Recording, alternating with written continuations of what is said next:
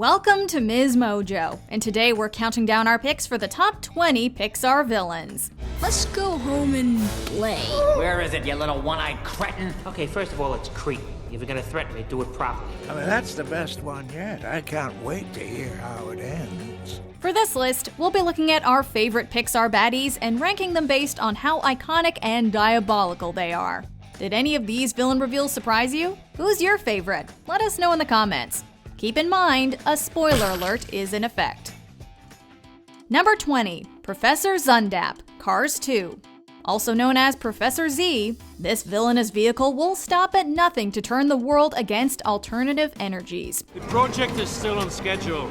You will find the second agent and kill him.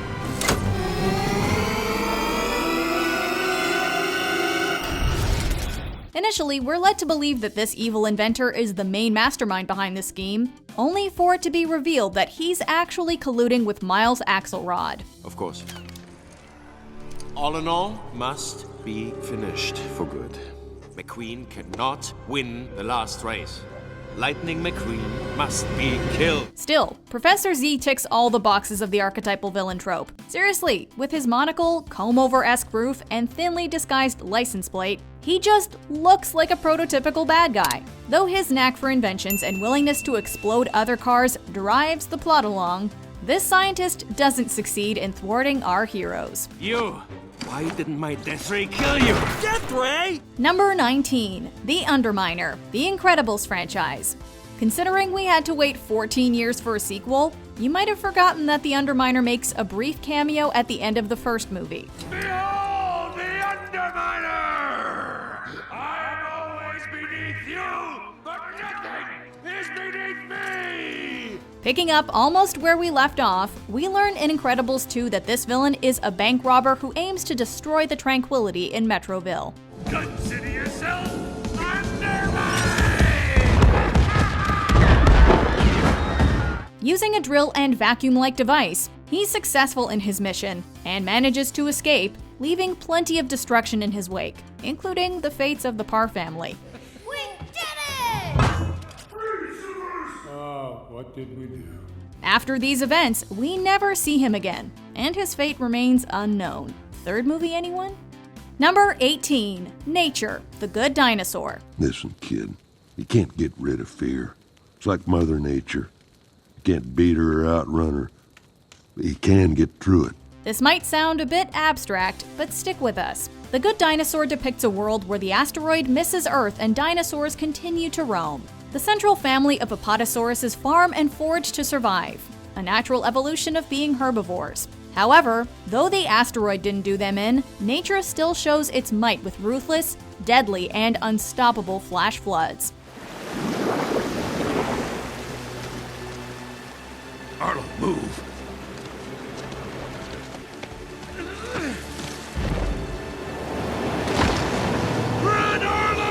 As well as killing Arlo's dad, this extreme weather propels the actions of the movie and serves as a traumatizing trigger for our protagonist. Also, we can't be the only ones who watch the moment Arlo saves Spot from the same fate as his father through our fingers.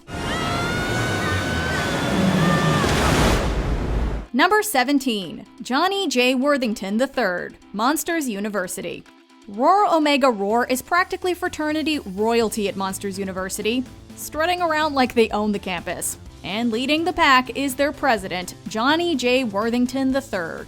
Johnny is merciless when it comes to upholding the fraternity's and his family's prestigious reputation, even when it makes him a massive jerk. Roars are the best scarers on campus, Sullivan. Can't have a member getting shown up by a beach ball. He's arrogant and cruel to anyone he doesn't deem roar material, and will backstab his frat brothers at the drop of a hat. Plus, he lures Uzma Kappa to a party only to publicly humiliate them. What? The most adorable monsters on campus.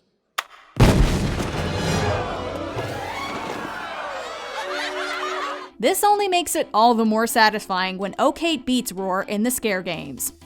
Number 16, Darla, Finding Nemo.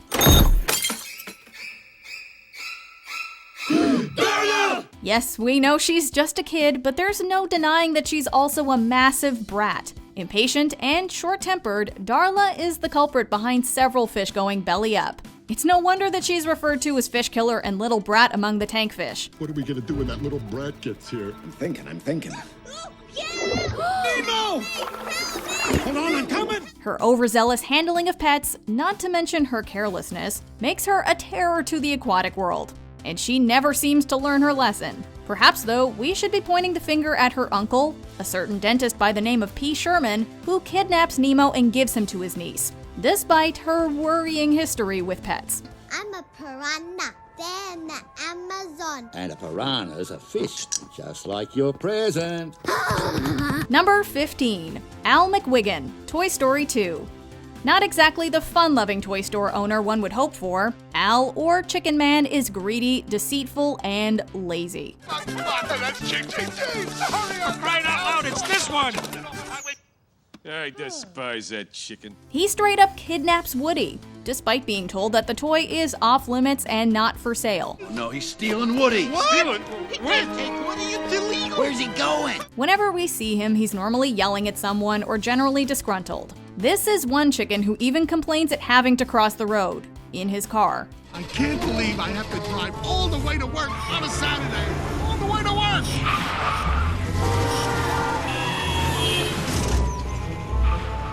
He comes across as a bit of a creep who's willing to do anything for a buck. It doesn't take much to ruffle his feathers, and he doesn't think twice about engaging in foul play. Alright, we're done, promise. Point being, though he's not the main villain, Al is pretty darn detestable. Number 14. Sid Phillips, Toy Story. Before Al tried to ship Woody off to Japan, there was Sid trying to burn him to a crisp. Sid's hobbies include tormenting his sister, destroying toys, and performing Dr. Frankenstein-like experiments on them. Hannah! Jeannie's all better now. Sure, he didn't know they were alive, but his sadistic handling of them is still quite alarming, especially for a kid. However, we have to sympathize with Sid a little bit. The only thing he's guilty of is having a very active, vivid imagination. Sid Phillips reporting. Launch of the shuttle has been delayed due to adverse weather conditions at the launch site. Tomorrow's forecast, sunny. After the toys get their revenge, Sid clearly is a changed kid after learning the truth of their sentience. We toys can see everything. So play nice. It's kinda nice to know that even antagonists have the ability to learn from their mistakes, and even end up finding joy as a garbage man. Number 13. Otto, Wall-E. In a world where humans succumb to consumerism and completely trash the planet, Earth is no longer habitable and the robots are now in charge. Inspired by HAL 9000 from 2001: A Space Odyssey, Otto is programmed to prevent humans from returning to Earth until it's safe. Go to full autopilot, take control of everything, and do not return to Earth. Repeat, do not return to Earth.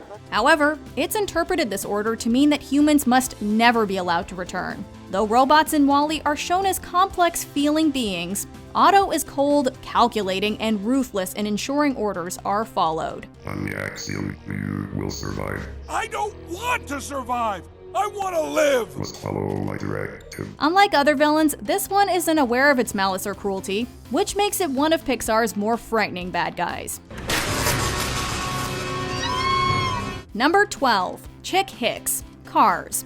Though the Cars franchise did try to throw in more plot, ultimately we just want to see some good old-fashioned motorsport. While Jackson Storm from Cars 3 was racing towards the future, and wanted lightning out of the way, Chick Hicks was the first opponent we met who wasn't opposed to dirty maneuvers to get his way. Well, what do you think of this?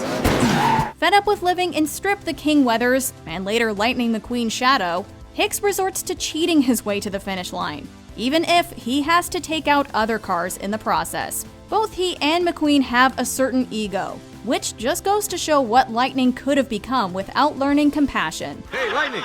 Yo, McQueen! Seriously, that was some pretty darn nice racing out there. Fight me!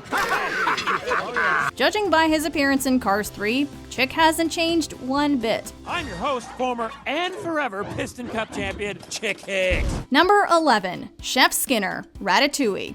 Though this film's cast is largely comprised of rats, Chef Skinner is the biggest rat of them all. You know something about rats! You know you do! Ever since Auguste Gusteau's death, former sous chef Skinner has driven the Gusteau name into the mud by marketing cheesy, and not the fun kind, frozen dinners, and taking ownership of the restaurant so that he can keep raking in the money. I want you to work up something for my latest frozen food concept. Gusteau's corn puppies. They're like corn dogs, only smaller. Bite size. But as his plans are foiled after the reveal that Gusteau had a son, Alfredo Linguini, who would inherit, Skinner stoops to very low deeds to get back at Linguini, Remy, and friends. While Skinner sees some success in closing down Gusteau's, his win is only temporary. Number 10. Mordu, Brave.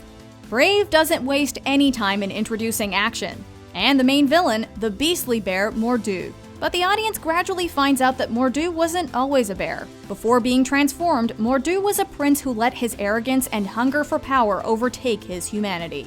The prince became...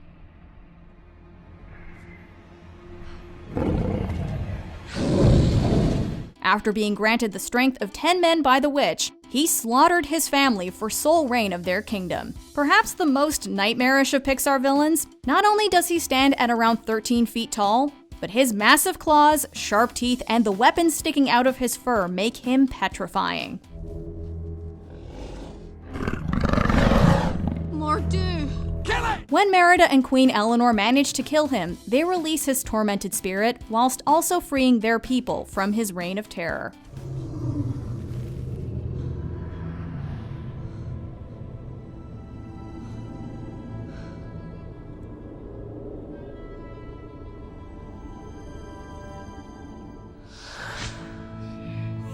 Number 9. Gabby Gabby, Toy Story 4. You can't leave yet.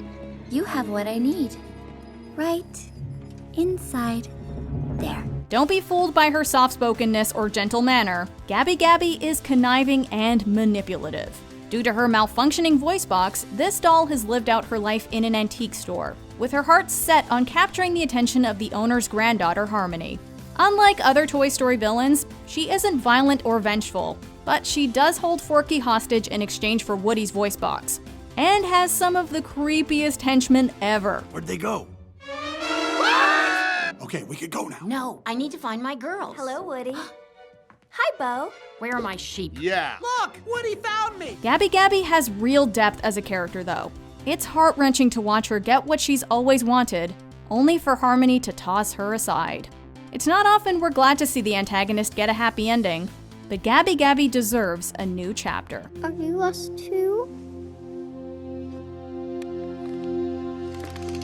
I'm Gabby Gabby. Will you be my friend? I'll help you. Number 8. Evelyn Dever, also known as Screenslaver, Incredibles 2. A tech-savvy genius with a knack for problem-solving, Evelyn masterminds a plan to keep supers permanently illegal. Due to a past tragedy resulting in the death of her parents, she wants the world rid of superheroes, believing that they keep people weak. While at first she tricks everyone into believing she's a super fan, just like her brother Winston, she drops the masquerade just as our heroes have started to trust her. The believer would tell you to make your mark. Don't wait for permission. Assert yourself and impose your will on the status quo. Sounds like my brother. Throughout Incredibles 2, Screenslaver has been wreaking havoc with mind control. But once Evelyn equips Elastigirl with a pair of the hypnosis goggles, we find out that the two are one and the same. Superheroes keep us weak! Are you gonna kill me? Nah. Using you is better. To be honest, we should have known. Her name is a play on evil endeavor. Even when Elastigirl saves her life, her hatred of superheroes remains unchanged. The fact that you saved me doesn't make you right. But it does make you alive. And I'm grateful for that. Number 7. Hopper, A Bug's Life. Hopper is an evil, tyrannical dictator who forces the ant colony to work endlessly for his own gain. First rule of leadership. Everything is your fault. It's a bug-eat-bug world out there, princess. One of those circle of life kind of things. Afraid of being perceived as weak and fully aware that the ants could outnumber him, he uses intimidation and violence as a form of control. He's not any nicer to his allies, including his brother Molt, who he only keeps around because he swore to their mother. I swear, if I hadn't promised Mother on her deathbed that I wouldn't kill you, I would kill you. And believe me, no one appreciates that more than I do. He will do anything to keep the arrangement with the ants the way he likes it, but does suspect there's some dissension. Ideas are very dangerous things. You are mindless, soil-shoving losers, put on this earth to serve us. When the ants finally revolt, he's completely powerless and exposed as a coward. His death is a bit gruesome, but he did get a bit cocky. Number 6. Lotso Huggin' Bear, Toy Story 3. Who'd have thought that a cuddly teddy bear who smells of strawberries could be so evil? At first, the gang is lured into a false sense of security by the warm and welcoming bear, but we soon discover he runs Sunnyside Daycare like a prison. Family man, huh? I understand. Put him back in the timeout chair. This teddy got his dark edge after discovering his previous owner replaced her lost teddy bear. Something snapped. She replaced us. Come on. No, she only replaced you. She replaced all of us, didn't she? Ever since, he's had a perpetual grudge, even extending his resentment towards all other toys. Even if we pity him, we can never forgive him for being responsible for one of the most distressing scenes in the Pixar universe.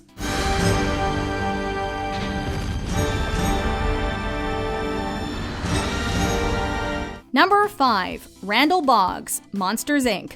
As we learned in Monsters University, Randall wasn't always a cold-hearted, vengeful monster, but his mistreatment at the hands of Roar Omega Roar caused him to literally change his colors. That's the last time I lose to you, Sullivan. Now working alongside Sully and Mike and Monsters Incorporated, he's in cahoots with the equally evil CEO, Mr. Waternoose, to revolutionize the scare industry. Because of you, I had to banish my top scarer. With this machine, we won't need scarers. Besides, Sullivan got what he deserved. Neither one has any qualms about kidnapping children or using Randall's terrifying and torturous Scream Extractor. Randall is determined to be the #1 scarer at Monsters, Inc., and nothing is off limits to achieve this goal. You've been #1 for too long, Sullivan! Now your time is up! Number 4. Charles F. Muntz, Up.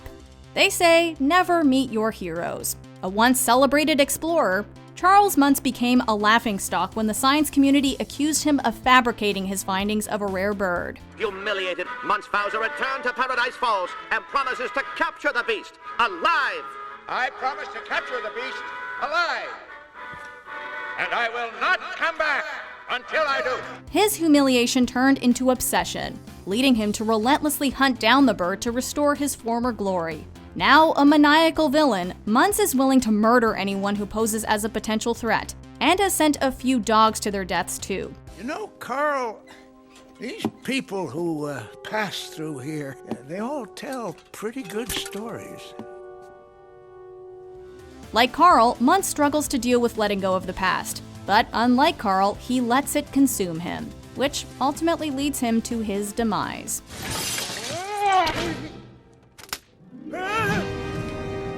Number 3. Stinky Pete the Prospector, Toy Story 2. The Toy Story franchise seems to love a good villain reveal, but before Lotso, there was the betrayal of all betrayals with Stinky Pete in Toy Story 2. For the bulk of the movie, we, and the other members of the Roundup, just think he's the kind, grandfatherly figure to the gang. Oh, we've waited countless years for this day. It's good to see you, Woody. That is, until his plans to live out his days as part of a museum collection is threatened. Prospector? You're out of your box! I tried reasoning with you, Woody, but you keep forcing me to take extreme measures. When his true colors are revealed, we learn that he will do anything to get his own way, even re-tearing Woody's arm. Your choice, Woody.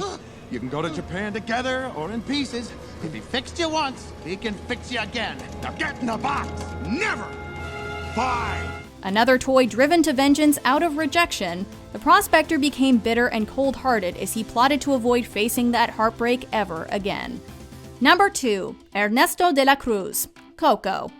Ernesto de la Cruz is a celebrated musical legend both in life and in death, and Miguel might just be his biggest fan. When Miguel pays a visit to the land of the dead, he goes searching for de la Cruz, who he believes to be his great-great-grandfather, to get his blessing to come back to life and be a musician. During Miguel's journey, he meets Hector, who has a history with Ernesto and not so kind things to say. Greatest eyebrows of all time, maybe, but his music? Not so much. Soon, the truth comes out that Ernesto isn't anything he said he is. He poisoned Hector, Miguel's actual ancestor, and stole credit for his music, while allowing the world to forget his former friend. Everyone knows you're the good guy.